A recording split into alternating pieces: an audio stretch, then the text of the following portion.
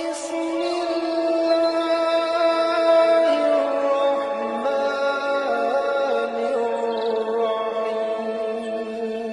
Assalamualaikum warahmatullahi wabarakatuh. Sahabat beriman, selama ini banyak yang belum paham tentang arti daripada gaib. Apa itu gaib? Gaib adalah memiliki beberapa makna arti kata. Gaib adalah sesuatu yang tidak terlihat. Gaib sesuatu yang tersembunyi. Gaib tidak nampak atau tertutupi. Rahasia seseorang pun bisa disebut gaib. Niat hati seseorang pun bisa disebut gaib. Karena hanya Allah yang mengetahui isi hati hambanya. Sesuatu yang tidak terlihat maka akan disebut gaib. Dan sangat betul, hanya Allah yang mengetahui perkara gaib. Sesuatu yang tersembunyi maka angin pun bisa disebut gaib, dikarenakan tidak terlihat namun bisa dirasakan. Sama halnya kehadiran jin, tidak terlihat namun bisa dirasakan keberadaannya. Akan tetapi Allah bisa berkehendak untuk siapa saja bagi hambanya yang dikehendaki. Maka ia akan bisa melihat sesuatu yang gaib. Bagi orang beriman pasti percaya atas kebesaran Allah. Jika Allah sudah berkehendak, maka tidak ada yang tidak mungkin baginya. Gaib adalah sesuatu yang tidak mampu dijangkau. Gaib ada dua macam. Ada gaib mutlak yang tidak ada seorang pun bahkan satu makhluk pun mengetahuinya kecuali Allah Subhanahu wa Ta'ala. Gaib adalah makhluk ciptaan yang tidak dapat dijangkau indera manusia seperti dari bangsa malaikat dan jin. Di dalam keyakinan Islam dinyatakan keberadaan makhluk-makhluk gaib tersebut bahkan sebelum manusia pertama diciptakan. Makhluk dari kalangan jin telah terlebih dahulu menghuni bumi. Demikian 5 perkara gaib yang tidak dapat dijangkau oleh manusia. 5 perkara gaib yang hanya Allah mengetahuinya. Apa saja itu? Yaitu hari kiamat, perkara hujan, kandungan dalam rahim perempuan, peristiwa esok hari, perkara wafat. Kata makhluk berasal dari kata bahasa Arab yang berarti yang diciptakan, dan gaib yang artinya tidak nampak. Sehingga gaib mutlak, hak Allah adalah gaib yang tidak bisa dilihat. Di dalam akidah Islam, istilah gaib mencakup banyak hal seperti kematian, rezeki, jodoh, roh, manusia, akhir zaman, dan surga. Beriman kepada yang gaib adalah salah satu ciri muslim yang bertawakal. Termasuk dalam hal gaib adalah makhluk ciptaan yang tidak dapat dijangkau indera manusia seperti dari bangsa malaikat dan jin. Di dalam keyakinan Islam dinyatakan keberadaan makhluk-makhluk gaib tersebut adalah sebuah manusia. Bahkan sebelum manusia pertama diciptakan, makhluk dari bangsa jin telah terlebih dahulu menghuni bumi. Akan tetapi dikarenakan perbuatannya yang merusak, sebagian besar dari golongan jin tersebut dihancurkan oleh para malaikat bersama iblis, yang sebenarnya juga dari golongan jin.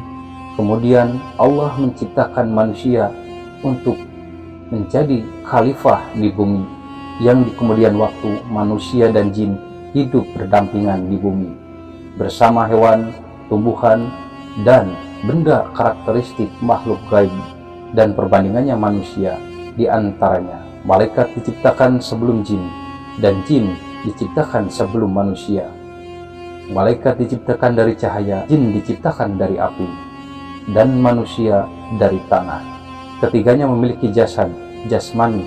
Malaikat, jin, dan manusia sama-sama berakal, memiliki tingkatan kedudukan ilmu dan amalan yang berbeda-beda dan bertingkat tinggi. Malaikat tidak memiliki syahwat, tidak berjenis kelamin, tidak makan, sedangkan jin, manusia sama-sama memiliki syahwat, berjenis dan memiliki kelamin, makan dan minum, berkeluarga, berproduksi, bekerja dan istirahat, dan lain-lain. Malaikat memiliki kekuatan fisik dan kecepatan yang jauh lebih kuat daripada jin. Sedangkan jin lebih kuat daripada manusia. Jin mampu terbang hanya sebatas langit dunia, sementara malaikat sampai ke surga. Mampu mengerjakan sesuatu yang dianggap besar oleh manusia dalam waktu singkat.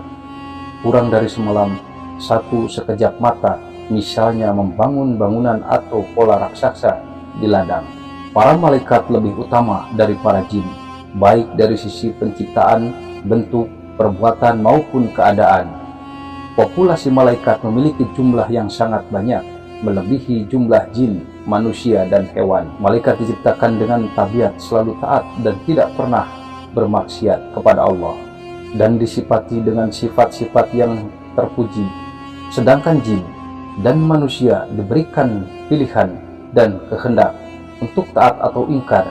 Jin sebagaimana manusia diperintahkan untuk menjalankan syariat agama, mengikuti nabi yang diutus, sehingga didapati ada jin yang muslim dan jin yang kafir, dan juga ateis. Ada yang baik dan ada yang jahat. Komunitas jin serupa dengan manusia, memiliki bahasa dan negara masing-masing, memiliki raja dan bawahan, memiliki teknologi dan bangunan-bangunan. Sedangkan para malaikat tinggal di langit, sementara jin dan manusia di bumi. Jin seperti manusia, merasakan sakit, takut, kuat, lemah, lahir dan mati. Malaikat, jin dan manusia akan mengalami kematian. Malaikat peniup sangkakala adalah yang paling akhir mati di hari kiamat, dan juga yang pertama kali dibangkitkan dari kematiannya untuk meniup kembali sangkakala pada tiupan kebangkitan. Bagi makhluk yang lain, bagi jin dan manusia, akan dihitung hisab amal perbuatannya di kala hidup di dunia. Yang beriman masuk surga, yang ingkar ke neraka. Malaikat, jin dan manusia tidak mengetahui perkara gaib seperti ajalnya, masa depan, akhirat, dan lain-lain. Para nabi dan rasul seluruhnya dari bangsa manusia, bukan dari kalangan jin dan malaikat.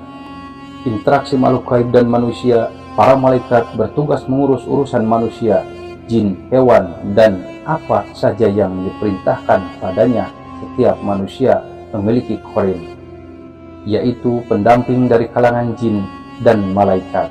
Malaikat mampu melihat jin di setiap waktu, sedangkan jin tidak dapat melihat mereka kecuali setelah malaikat tersebut berubah menjadi bentuk lain yang dapat dijangkau oleh indera jin, sedangkan manusia tidak dapat melihat malaikat dan jin dalam bentuk asli, terkecuali mereka berubah menjadi bentuk yang lain, yaitu yang padat yang dapat dijangkau indera manusia, seperti berubah menjadi hewan, suara, cahaya, api, dan lain-lain.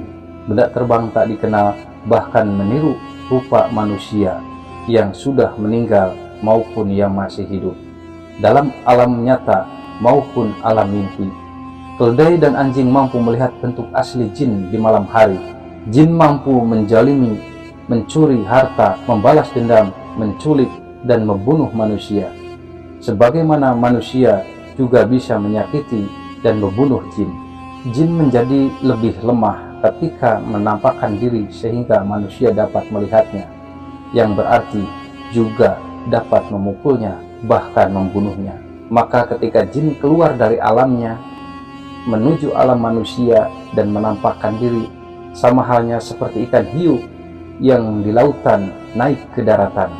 Ketika ia di alamnya gagah, namun ketika sudah di darat tidak ada apa-apanya. Dan ia gagah sementara ketika di alamnya, namun ketika dia beranjak ke alam manusia, dia akan sangat lemah. Maka daripada itu sahabat, kita jangan pernah takut dengan hal-hal demikian. Yakinkan kita bahwasanya ada Allah yang maha melindungi diri kita sendiri. Dan ada beberapa riwayat yang pernah terjadi hal demikian. Gaib adalah makhluk ciptaan yang tidak dapat dijangkau indera manusia, seperti dari bangsa malaikat dan jin. Di dalam keyakinan Islam dinyatakan keberadaan makhluk-makhluk gaib tersebut. Bahkan sebelum manusia pertama diciptakan, makhluk gaib kalangan jin telah terlebih dahulu menghuni bumi. Gaib adalah ungkapan bahasa Arab yang digunakan untuk menyampaikan bahwa ada sesuatu yang disembunyikan. Ini adalah konsep penting dalam Islam, mencakup tidak hanya alam ilahi, termasuk malaikat, surga dan neraka, tetapi juga peristiwa masa depan yang hanya Tuhan yang tahu. Apa yang dinamakan gaib? Gaib adalah sesuatu yang tidak mampu dijangkau dengan indera dan tidak diketahui hakikatnya. Itu namanya gaib. Dalam konteks ini, gaib ada dua macam. Ada gaib mutlak yang tidak ada seorang pun, bahkan satu makhluk pun yang mengetahuinya, kecuali Allah Subhanahu wa Ta'ala. Tidak ada yang tahu kapan datangnya kiamat kecuali Allah. Itu adalah gaib mutlak. Dan kedua, gaib relatif atau gaib nisbi. Saya tidak tahu kapan yang hidup itu mati, tanggal berapa dia mati. Namun setelah dia mati, saya tahu kapan dia akan mati. Memang ada gaib yang relatif, yang indikator-indikatornya dapat diketahui sehingga kita dapat menduga bahwa apa yang gaib itu bisa terjadi. Kita tidak tahu kapan datangnya hujan, namun indikator-indikatornya, agama mengajarkan kita untuk percaya kepada yang gaib, kepada Allah Subhanahu wa Ta'ala, kepada malaikat, kepada hari kiamat, dan banyak lainnya.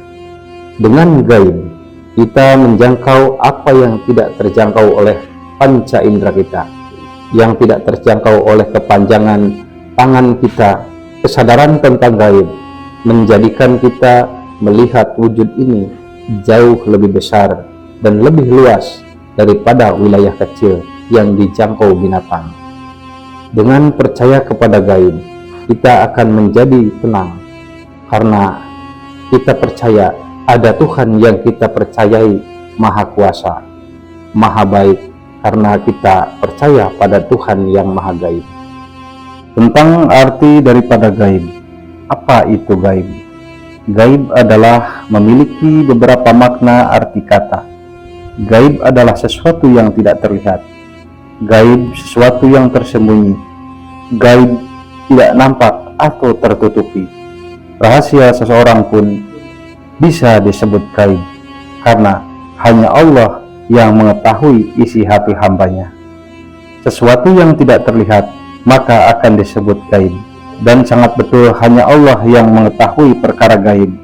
Sesuatu yang tersembunyi maka angin pun bisa disebut gaib, dikarenakan tidak terlihat namun bisa dirasakan. Sama halnya kehadiran jin, tidak terlihat namun bisa dirasakan keberadaannya. Akan tetapi Allah bisa berkehendak untuk siapa saja bagi hambanya yang dikehendaki, maka ia akan bisa melihat sesuatu yang gaib. Bagi orang beriman pasti percaya atas kebesaran Allah. Jika Allah sudah berkehendak, maka tidak ada yang tidak mungkin baginya. Apakah melihat jin itu berdosa? Ketahuilah, wahai saudaraku, melihat jin saja itu tidak termasuk perbuatan dosa. Sama seperti orang yang berpotensi temperamen atau marah. Selagi marahnya masih bisa ditahan dan tidak dilampiaskan ke perbuatan yang dilarang oleh Allah Subhanahu wa Ta'ala, maka itu bukan suatu dosa. Mungkinkah manusia melihat jin? Jin termasuk makhluk Allah yang diciptakan untuk beribadah. Layaknya manusia, Rasulullah SAW diutus untuk menyampaikan risalah kepada mereka juga, sebagaimana kepada manusia. Oleh karenanya, Ahlus Sunnah wal Jamaah meyakini keberadaan jin, mengingat banyaknya ayat dalam yang menjelaskan keberadaan mereka dan juga hadis-hadis sahih. Hanya saja, jin berada di alam yang tak bisa dijangkau oleh mata manusia. Meski mereka mampu melihat kita, namun mungkinkah manusia berkesempatan melihat jin? Jawabannya adalah mungkin, namun tidak dalam wujud aslinya, yaitu ketika jin menjelma menjadi manusia atau hewan. Tak ada seorang pun yang mampu melihat jin dalam wujud aslinya, terkecuali para nabi. Selain nabi, mereka mampu melihat jin tatkala jin menjelma menjadi manusia atau hewan. Tak ada seorang pun yang mampu melihat jin dalam wujud aslinya, kecuali para nabi. Selain para nabi, mereka mampu melihat jin tatkala jin menjelma menjadi manusia atau hewan. Dalilnya adalah firman Allah Azza wa Jalla, sesungguhnya ia dan pengikut-pengikutnya melihat kamu dari suatu tempat yang kamu tidak bisa melihat mereka. Apakah jin mampu menjelma menjadi manusia? Hadis dari sahabat Abu Hurairah radhiyallahu anhu yang menceritakan kisahnya saat ditugasi Rasulullah SAW menjaga zakat fitrah. Diceritakan dalam hadis itu bahwa ada seorang mencuri makanan kumpulan zakat fitrah. Saat tindakannya tertangkap tangan Abu Hurairah, beliau mengancamnya, "Demi Allah, sungguh akan aku laporkan kamu ke Rasulullah SAW." Ia memohon iba kepada Abu Hurairah, "Aku benar-benar butuh. Aku punya keluarga dan aku pun sangat membutuhkan ini." Mendengar ucapan ini, Abu Hurairah merasa iba kepadanya. Saat pagi hari tiba, Nabi SAW menanyakan kejadian semalam. "Abu Hurairah, apa yang dilakukan oleh tawananmu semalam?" Dan ia pun menjawab, "Rasulullah, ia mengadukan bahwa dia dalam kondisi butuh dan juga punya keluarga. Oleh karena itu, aku sangat kasihan padanya sehingga aku melepaskannya," jawab Abu Hurairah. Nabi SAW bersabda, "Dia berdusta kepadamu, dia akan datang lagi."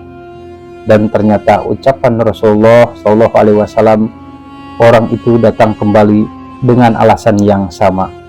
Sampai di hari ketiga, Abu Hurairah benar-benar bertekad menghadap Rasulullah.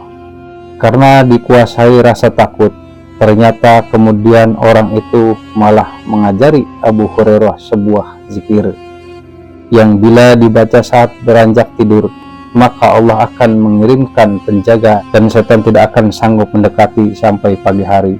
Zikir itu adalah ayat kursi. Pengalaman semalam dia sampaikan kepada Rasulullah. "Ya Rasulullah," ia berkata kepadaku, "mengajariku jika Anda hendak pergi tidur di ranjang, bacalah ayat kursi sampai selesai." Lalu ia mengatakan kepadaku bahwa Allah akan senantiasa menjagaku dan setan pun tidak akan mendekatimu hingga pagi hari. Dan para sahabat sangat semangat dalam mengerjakan kebaikan. Nabi SAW pun menanggapi, "Adapun dia kala itu berkata benar, namun asalnya dia pendusta. Tahukah kamu siapa yang bercakap denganmu sampai 3 malam itu, wahai Abu Hurairah?" "Tidak," jawab Abu Hurairah. Nabi SAW berkata, "Dia adalah syaitan." Mungkin para sedulur bertanya, dan apakah jin mampu menjelma menjadi hewan? Dari sahabat Abu Sa'id Al-Khudri radhiyallahu anhu, beliau mengatakan, "Aku mendengar Rasulullah SAW bersabda, sesungguhnya di Madinah ini ada sejumlah jin yang telah memeluk Islam. Siapa yang melihat ular di rumah kalian, maka izinkan dia selama 3 hari. Bila lebih dari itu, maka silahkan bunuh karena dia adalah setan." Imam Nawawi menjelaskan, maknanya jika ular itu tidak pergi selama diusir, kalian tahu bahwa ular itu bukan ular yang biasa masuk rumah atau bukan juga jin muslim. Akan tetapi dia adalah setan. Dia tak memiliki kehormatan di hadapanmu, silahkan bunuh. Kalau manusia lihat asli jin, itu tidak bisa. Itu adalah penjelmaan. Kita tidak bisa melihat dia dalam bentuk asli. Saya ingin menyampaikan secara syariat Islam, kaidah Islam, keberadaan atau eksistensi daripada keberadaan jin itu kita wajib mengimani. Jadi bahwa jin itu ada, wajib kita imani. Kenapa? Karena dia disebutkan dalam Al-Quran dan Sunnah Nabi Muhammad SAW dan disepakati oleh para ulama. Namun banyak orang yang selalu penasaran bagaimana caranya agar mereka bisa melihat jin. Pada kenyataannya, banyak sekali jenis jin yang dapat dilihat oleh orang-orang tertentu. Keberadaan jin tidak dapat dilihat oleh semua orang, dikarenakan jin memiliki sifat untuk menyembunyikan dirinya, sehingga manusia tidak dapat melihat keberadaan mereka sedangkan jin dapat melihat keberadaan manusia. Namun tak jarang beberapa orang awam mengaku juga pernah melihat jin secara sekilas. Seseorang bisa melihat jin karena memang diberi penglihatan khusus oleh Tuhan. Orang-orang ini mampu melihat makhluk halus yang ada di sekitar kita. Memang kelebihan untuk melihat makhluk halus hanya dimiliki sedikit orang. Umumnya jin yang suka menampakkan diri merupakan jin jahat yang suka menakut-nakuti manusia, tetapi tidak seluruh jin memperlihatkan dirinya buat menggoda kita. Sesungguhnya tidak seluruh jin sanggup menimbulkan dirinya kepada manusia, sebab ini membutuhkan kekuatan yang menghabiskan tenaga jin. Perbedaan dunia antara jin dan manusia sebenarnya tidak jauh berbeda. Manusia dan jin pada hakikatnya sama-sama berada di dunia yang sama. Ada berbagai bentuk wujud jin yang bisa dilihat oleh orang-orang tertentu. Ini 3 alasan mengapa manusia bisa melihat jin, dikutip dari berbagai sumber. Jin yang sengaja menampakkan wujudnya. Kadangkala manusia dapat memandang makhluk halus bukan sebab ia memiliki indera keenam. Akan tetapi hal tersebut dikarenakan jin yang memang sengaja memperlihatkan dirinya kepada manusia tersebut. Namun, jin yang suka menampakkan diri merupakan jin jahat yang suka menakut-nakuti manusia. Namun kenyataannya, dia tidak semua jin memperlihatkan diri dengan tujuan untuk menggoda kita. Terdapat pula jin baik yang sengaja memperlihatkan diri karena tertarik pada orang tersebut. Terdapat ilmu-ilmu gaib yang dapat dipelajari seseorang agar mempunyai keahlian melihat jin. Namun, mayoritas ilmu ini merupakan yang sangat tidak cocok dengan ketentuan agama. Baik sahabat, semoga dengan penjelasan ini mudah-mudahan bisa menambah ilmu dan wawasan untuk kita semua. Kami mohon maaf apabila ada salah kata dan kurang berkenan di hati para sahabat. Kami mohon maaf yang sebesar-besarnya. Kita akhiri, wabillahi taufiq wal hidayah. Assalamualaikum warahmatullahi wabarakatuh.